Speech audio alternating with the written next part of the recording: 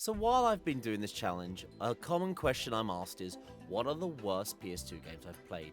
Here are some examples, but it's not hard for people on the internet to go and ask that question themselves. And the internet today really does have loads of different resources, articles, opinion pieces, even AI generated answers now to try and give users that answer they crave. That is, what are the worst PS2 games?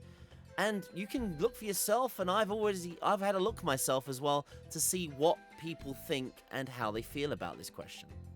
YouTube is another gold mine for this question, and a lot of content creators do make videos about the worst PS2 games they've played. As you can see here, it goes on. There's people with the box arts, the different games, the different opinions. Even myself, I too have made a video about the worst PS2 games. But my video addresses, are they truly the worst PS2 games from me going from start to finish beating them, or is it an opinion that I don't think is a right opinion? So I love to get the community involved with different ways of how we play the games, and as you can see here, I decided to pick 3 terrible games for them to choose from, and then the public vote was going to decide on one of these terrible games I've seen in the multitudes of different lists of games on the internet. After a couple of streams and after beating a previous game, a public vote finally came in, and as you can see, it was quite a close call.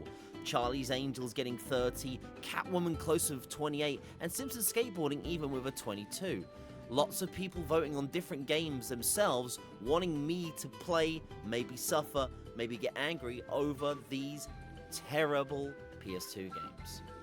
And this is a reason why I've decided to now make another mini video series for everyone to understand when these terrible games do come up. And this is the reason why I ask, Charlie's Angels on the PS2, was it really that bad?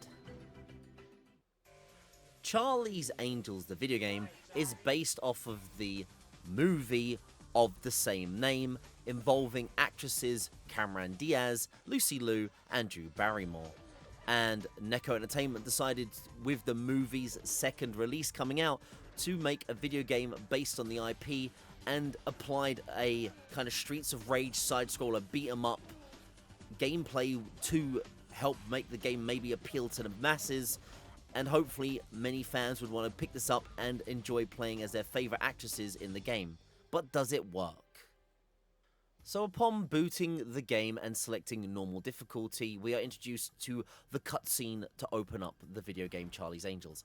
And we have the major plot point being revealed to us of the heinous crime that goes ahead.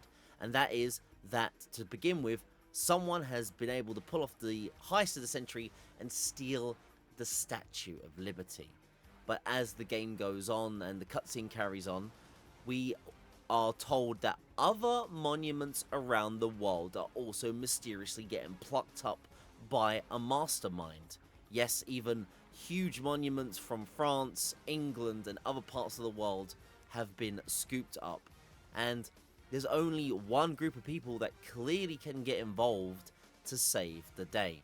And that is when we pan over to Charlie and his angels that clearly are gonna get the job done. As the cutscene continues to go on and the FBI are confused by where everything's gone missing, we piece together plans, and the only way we're going to be able to sneak in onto where we think this container ship has these stolen artifacts is, well, why not? We've got to enter a bikini competition to try and get to the beach, to the dock area, and sneak on. Yes, what a plot device to make it so that we need to be scantily dressed while doing an epic mission. And as the game begins, for gameplay wise, that's exactly what happens. Yep, we go down the catwalk, we show off our delicious curves, and just like that, the game suddenly starts. Yep, what a way to start off your game. And we're thrown straight into it. We get caught out that we're not actually part of the bikini squad, or however you want to put it, and we start literally beating up the organizers of the competition. not very secret agent-like, and I don't think these people do want to openly get involved, or maybe they're all part of this plot. I don't know why you have to beat up all the people involved in the bikini contest. And this is the gameplay of the entire game you're going to see.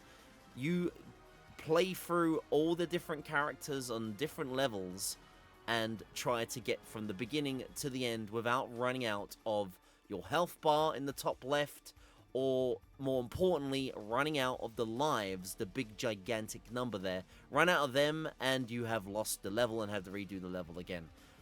So you have to make sure that you're managing all this while going through these clearly Streets of Rage style environments, while being able to pick up weapons, pick up power-ups, and trying to survive. As said earlier, as you get to the end of certain stages, you will hit brick walls, or literal doors you can't open. Then you interact with it, then you can call on to one of the other angels, and during the level, you switch to that other angel who is going to do something to try and help remove the blockade that another angel has. But the weird thing is that usually when you hit these blockades, they're never rectified. You just carry on and have to beat a level with another character. But that's all there really is to it. Like I said, you hit these brick walls, play as other angels, and go through the stages one by one. But you have to play as all three angels to complete every level to move on to the next one. So you're not really picking a character throughout the whole game. You will be playing as each angel on each stage at some point. Combat is also pretty basic in this game. You're trying to beat up people with your punches and your kicks, and if you are successful in taking as little damage as possible, you get points, as you can see at the top. Points matter because every 500,000 points you earn lets you get another extra life, which is a very essential literal life source in this game. If you don't get these extra lives, the later stages in the game can be brutal. And also with that, you need to really find the right combos with each of the characters. Every character in Charlie's Angel does fight slightly differently, and you want to do the stun locks and the guard breaks with those characters to make sure that you take less damage and take out the enemies as quickly as possible. As you can see here, I'm about to take out the opponent, and when we do take him out, he will drop the life because he was the last opponent to be killed at 500,000, and every 500,000 intervals is when you get those extra lives. As you go further and further on into stages as well, obviously the game has to get more difficult as the stage progresses, and weapon usage is really that real thing. But the weapon that the enemy loves to use is grenades, and as you could just see there with my life bar, within mere moments 2 grenades were thrown and I lost one of my whole life bars and one of the lives. It's crazy, but as the game goes on, the developers thought that that would be how to make the game more difficult.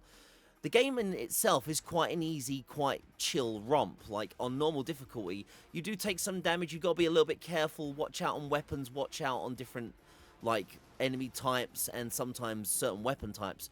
But the use of grenades gets more and more apparent as the game goes on, and it's a real level of difficulty that I don't think they needed to add. Every time you beat groups of stages, you do get treated to cutscenes from the office of the Angels and Charlie, and finally, about halfway through the game, it's revealed that the antagonist is the dreaded, fabled Thin Man.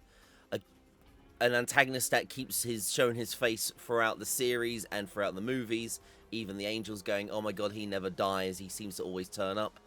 And so we know who the surprise antagonist is. It's time to deal with him fully, get these stolen artifacts back, and do a couple more stages. Also, there is a minor progression system in this game.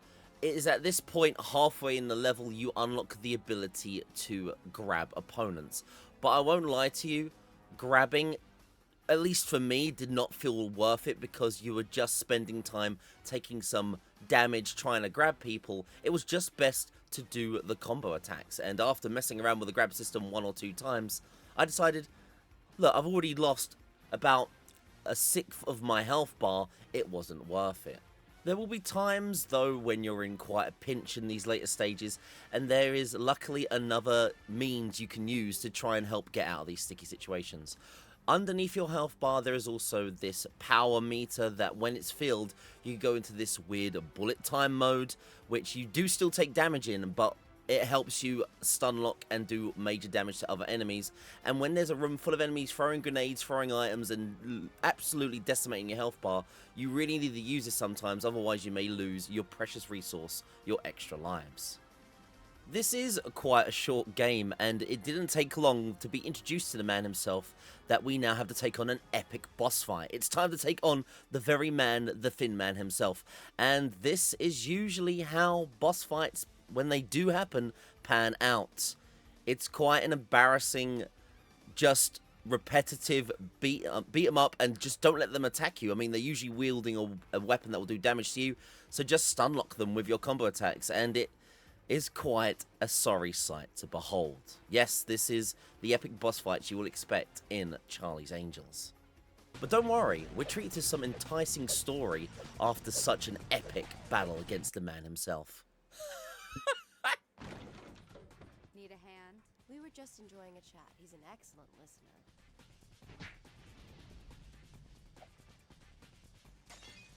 Mind if I join you? Sure. I believe I've made my point.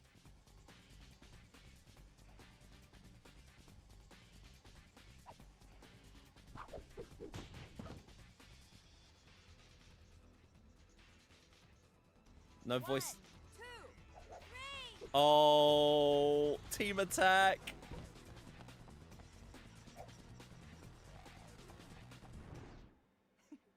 I think he has a crush on you, Dylan. He did smell my hair first. The only thing he smelled today was my boot connecting with his nose. Jesus Christ. Dialogue in this game. That's Charlie's Angels. We'll be right back after this commercial break. So he may have failed in letting the Thin Man escape, but that doesn't matter because Charlie has discovered that there is another man behind all these stolen landscapes from around the world, and that is another gentleman called Foster, who we now need to interrogate and find out what he's been doing behind this whole evil scheme that the Angels are now deeply involved with. It's time to take a trip to his castle and find out what is going on. Not much more really does change with the game as it goes on. Different costumes for the different angels, and as you go through different stages around the world, you find integral different bits of information to unlock the next set of stages. And don't worry, as more stages go on, we will be fighting our legendary man, the Thin Man, to try and slow us down in the epic, enticing boss fights that the game developers seemed fit. And oh boy, what epic scenarios we get involved with when it comes to him.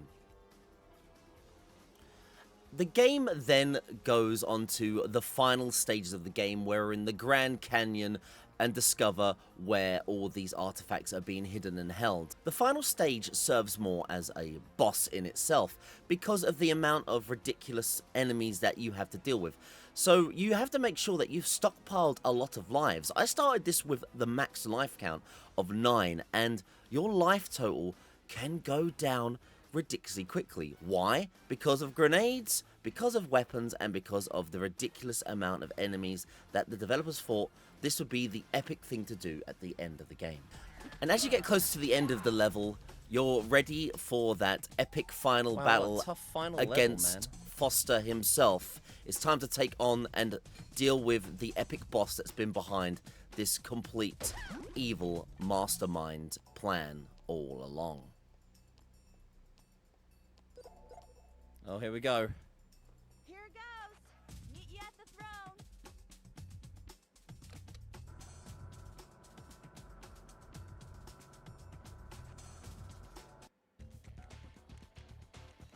Oh, have we beaten the game? Uh-oh. Beep often means boom. Here goes our insurance. We don't even fight the main villain, Foster.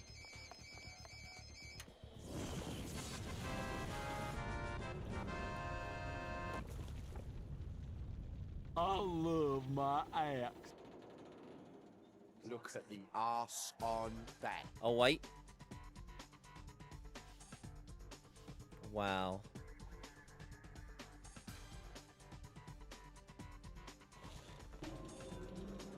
We're gonna crush him to death with the... He's gonna die. Okay, he died. Oh. Oh. The cage of the thing. Edmund Foster, you have the right to remain silent. I do what she tells you, okay? Anything you say can be held against you. Will definitely be held against you. I've always wanted to read a criminal's rights. You're a natural. Oh, you get the picture. Call your lawyers for details. And with that, you beat the game and get chucked back to the title screen. That is the end of the infamous Charlie's Angels, which many people talk about being a terrible game. And after playing it myself, this is definitely one of those games where I can agree that there is really not much to this title. It is a game that has a gameplay loop of being like a Streets of Rage beat 'em up, and yes, you get to play as 3 different angels and they all have slightly movesets, but the game in itself really has so much lackluster components. The level designs are a little bit different, but you only really unlock one extra move, which is the grapple move, and then the rest of the game is just full of the enemies wearing different suits and having slightly different weapons. And it carries on like that, really. The music is very minimal. There's not really anything enticing about the music, the gameplay. The story is really cliche, where the enemies keep running away, but the final true enemy is stolen away from the player. You don't even get to finish and kill off the guy. The cutscene, the game itself does it for you, which is a real disappointment. And the other surprising thing about this game is that Charlie's Angels, at least for me in this challenge, is a PAL exclusive. The PS2 version never came out in North America. This game did come out on GameCube in North America and Europe territories, but for Europe itself, this PS2 version is a PAL exclusive, which is surprising because the PS2 has a far bigger user base, even in North America, and I'm surprised that whatever licensing or whatever reasons behind it, they decided to not bring it over to America on the PS2. Either way, though, I have to agree with this game, its title, and its overall opinion of being one of the worst PS2 games out there. So it definitely is. I do agree. The question has been answered. Was it really that bad? And yes, indeed, Charlie's Angels was that game. So everyone, thanks for watching the review piece on Charlie's Angels, an infamous game that you've now seen, and the reasons why it does make the top worst video games lists. After playing it myself, yes, that's the reason why for it, especially the arcadey style of this game. I love 5th gen, but 5th gen was the arcade at home, and I feel like this game plays like the arcade at home experience, and it really is lackluster for what it is. And people paid maybe full price for this game at the time.